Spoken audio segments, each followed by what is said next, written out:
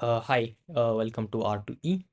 In today's video, we will talk about something that is related to classical mechanics, a little advanced classical mechanics, and that has to do with the Hamiltonian formalism of for the classical mechanics. And today, what we will talk about is canonical transformations. So, what we're going to talk about is canonical transformations.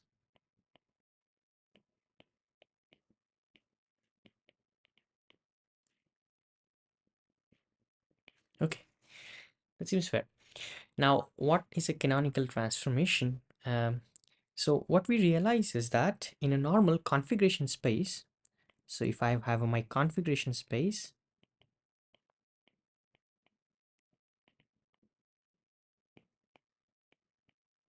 so in my configuration space, I have n coordinates,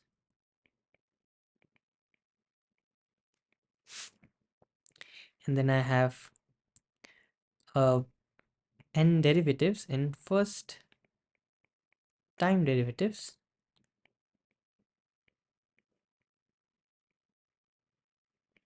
of the coordinates. Or if I were to speak in a different sense, so I would say I have n variables and then I have n initial conditions.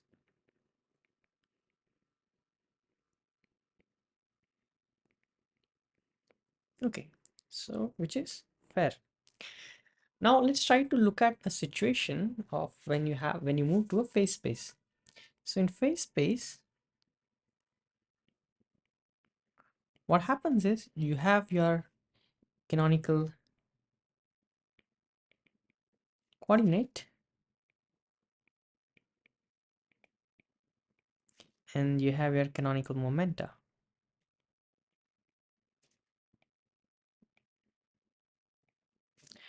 which is given by Q, and then you have P. And this set of Q comma P, this is one point. This is a one point in phase space. Okay, so now the point is how many degrees of freedom do I have when I'm in a phase space. So as you can see, so for an n particle system,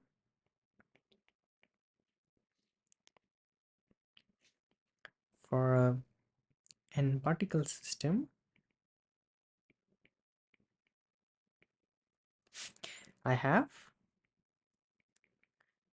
2n degrees of freedom in my phase space.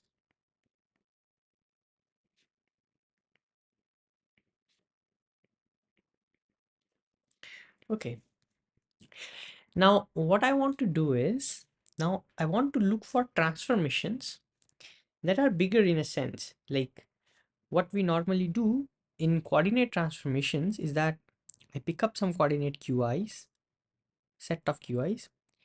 I will I will put some rule here. Let my rule be T, and I will write my transform coordinates as QIs.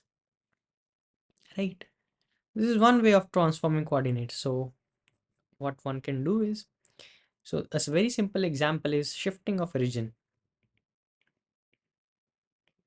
Shifting of origin. So what happens is in shifting of origin, you take your x, you suppose you take the coordinate of x and then you just subtract 5 from it.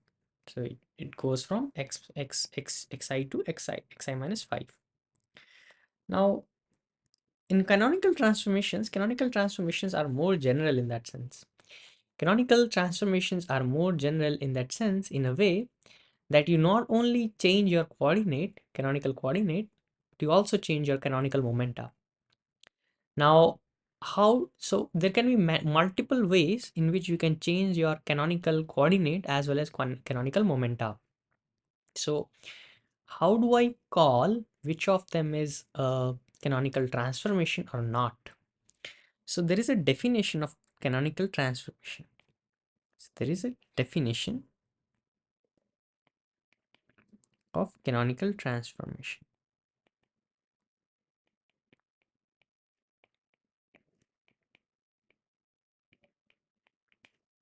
So which is given as, suppose my all QIs, they go to capital QIs, and my small PIs, they go to capital PIs. Oh, sorry. So all QIs goes to capital QIs, all PI goes to capital PIs, and my Hamiltonian, it goes to K. K is the a new Hamiltonian in terms of capital P and capital Q. So I should write it. So I mean, I should write it more explicitly, that H, that is a function of QI, PI, and T, it goes to a new Hamiltonian, that is K, that is a function of capital QI, PI, and T. Now just to note here that whenever I'm writing QIs, so it means that I'm talking about Q1, Q2, so and so on till Qn. I'm just trying to just avoid a little bit of notation here, or if, okay, I should use a better notation, I think. So my Hamiltonian, so if I put this curly bracket here, so that means that I'm talking about a range of P and a range of Q. So that means that, okay, so this will be a nicer notation to write it. Okay, so now such kind of transformation is called canonical transformation if the dynamical equations,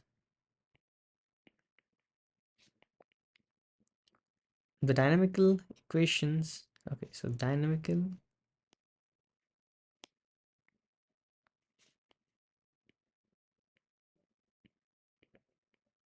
equations remain same. That is, I have my pi dot as minus of del h upon del qi, and I have my qi dot as del h upon del pi.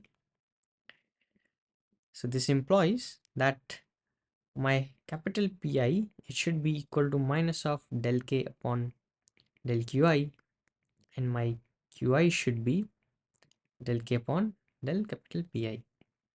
So if under the transformation this structure remains invariant, so such kind of transformation is called as canonical transformation. Okay, so let's move a little ahead and try to understand this in a better, in a more better way, and try to get a general rule, like how can I get a canonical transformation. So what this means is, so if this is true, then I'll try to use the uh, principle of least action, that is integral L dt equal to 0, the variation of L dt, that is action, it should go to 0. So I know that my so if I were to write my Hamiltonian in terms of Lagrangian, so it would be pi's times qi dots minus of the Lagrangian, it should be equal to the Hamiltonian. Okay, so this implies that my Hamiltonian, yeah, so okay, so this implies my Lagrangian, is actually sum over i's pi's times qi dot minus of Hamiltonian. Okay, so I can use this equation, in this formula above. So I will have variation of integral from, say, from t1 to t2 of sum over i's pi's times qi dot minus of Hamiltonian times dt equal to 0. So definitely, so this equation should be satisfied. Now similarly, the other equation should also be satisfied, given that the structure of the equations of motion doesn't change. So that means that sum over I, sorry, pi dot, not pi dot, pi qi dot minus of k times dt, it should be equal to 0. Okay, so this is equation 2. Now from equation 1 and 2, one would like to say that this is possible only if the argument, this argument and this argument are equal. But that is not true actually, because we know that if I add a total time derivative, if I add a total time derivative to say this quantity, then this would still remain 0, given that the quantity vanishes at the boundaries and up to the first order in variation. So this quantity will still remain 0, but there is a difference between these two. So the difference between these two is up to a total time derivative of some function such that it vanishes on the boundary points. So I would have sum over all i's pi times qi dot minus of Hamiltonian. Now if I take a difference, sum over all i's pi times qi dot, and there will be plus k, and okay, and this should be equal to d phi upon dt, where phi is some function. I don't know what function it is, but it is some function. Okay, so if I arrange it in a little better form, so I will arrive at this equation, that is pi qi dot minus of pi qi dot plus k minus of Hamiltonian is equals to d phi by dt, this equation.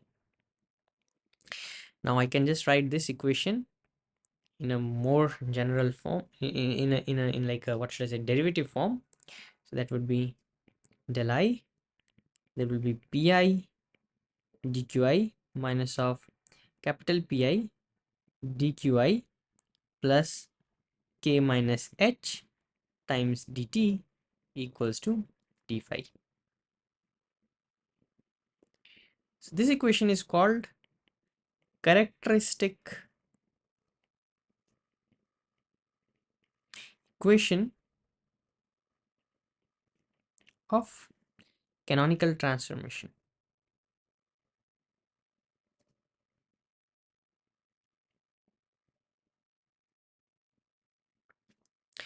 So if after any transformation you want to see that if the transformation that you have done is a canonical transformation or not, all you have to do is check this condition. So if this condition is satisfied, that means that your equation, that your transformation is a canonical transformation. All right. Now definitely we can, now how to determine phi? I mean, so what happens is I can get different forms of phi. So for now I would not call it phi, I will just call it f. So let phi, that is a function of qi, okay, I should use the right notation as I said earlier. So that is a function of qi, a function of capital Qi and t. Let that be f1, that is a function of Qi's, capital Qi's and t. All right. Okay, so now what one can realize from this above equation is that del f1 upon del qi is equals to pi, and del f1 upon del qi is equals to minus pi, and you have k equals to h plus del, sorry, not phi, del f1 upon del t. Now you got these three equations that characterizes your transformation. So this is called the first generating function of the Hamiltonian of the canonical transformation. This is the first generating function. This f1 is called as the generating function because it generates the canonical transformation. Now, how do I get f2? Like, there are actually 4 of them. How do I get f2?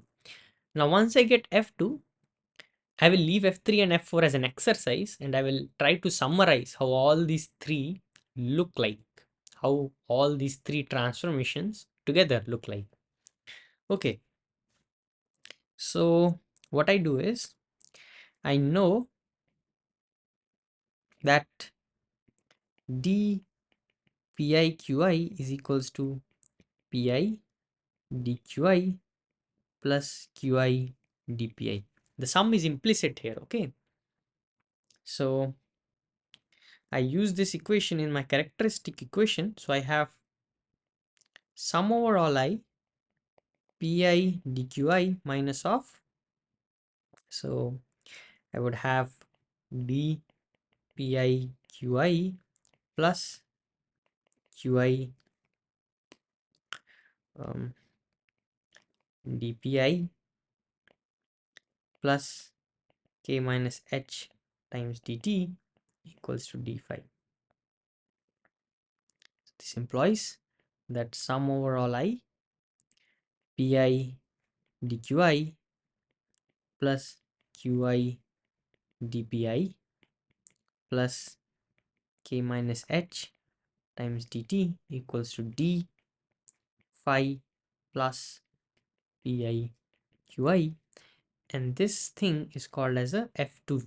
This is the second generating function.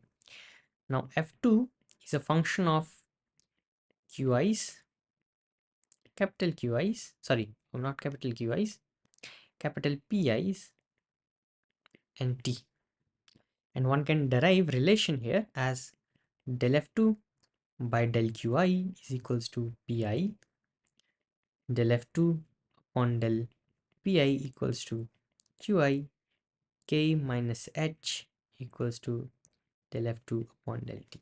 Great. Now in the similar manner, one can also derive f3 and f4. So to derive f3, what you do is you let p dqi structure invariant and you write pi dqi in the same manner I have written f2, and for f4 you do both the transformations. You also change pi dqi, but you also change small pi dqi. You change both of these structures and you will land in the required transformation, the transformation that you need. Okay, so that's how you will generate f3 and f4. Here I will summarize how to draw f3 and f4.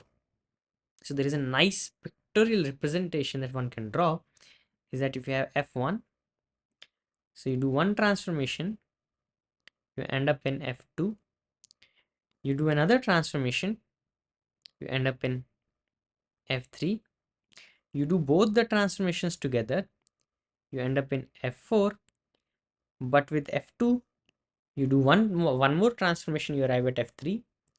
With f3 you do one more transformation, you arrive at f4, and you can actually relate f2 and f3 also by one transformation. Now I should actually write this in a more clear way. So there f1 was function of q and q. This is, here you change the transformation, you did the transformation on the capital coordinates, so you are left with q times p, and here you did the transformation on smaller coordinates, so you're left with f3, that is a function of, so it was initially a function of small q, it will become a function of capital P and capital Q. And here, because you are doing both the transformation, so it was initially, here it was small q capital Q, so this will become, f4 will become small p capital P. Great. And here you can also see that here you can link these two transformation as transformation of qp, and here you can link it with transformation as pq. Interesting. This is very awesome diagram, I would say. And you can also link these two transformation as, so you could see, so there is, okay, so there is p going to small q, so p going to small q and capital Q going to capital P. So there is, so in this transformation there is not just single transformation, so from F3 to F2 is equivalent to going from F1 to F4. So diagonal transfer. So this is a one could say this is kind of a diagonal transformation. So diagonal transformation always include, so you would have QP transformation also and PQ transformation also. Definitely there would be a negative sign associated. Now one could see immediately, right? I mean, this is a very nice structure. This is a, one could say this is a square like structure. I mean, I could have drawn it in a little better form. So whenever you have a diagonal transformation along diagonals, so there is both the coordinates getting transformed, but along the sides you have only one of them getting transformed. So if you remember just one of the transformations, you can definitely derive the other one. Now, how do I remember the equations of motion? So equations of motions are easy. So here you just remember the equations of motion for F1. So del F1 upon del Q is P, and del F2 upon del Q is minus P. I'm not using the I index here. I index is, one can do that. Now you have done a transformation over P over Q. So the first equation will remain the same,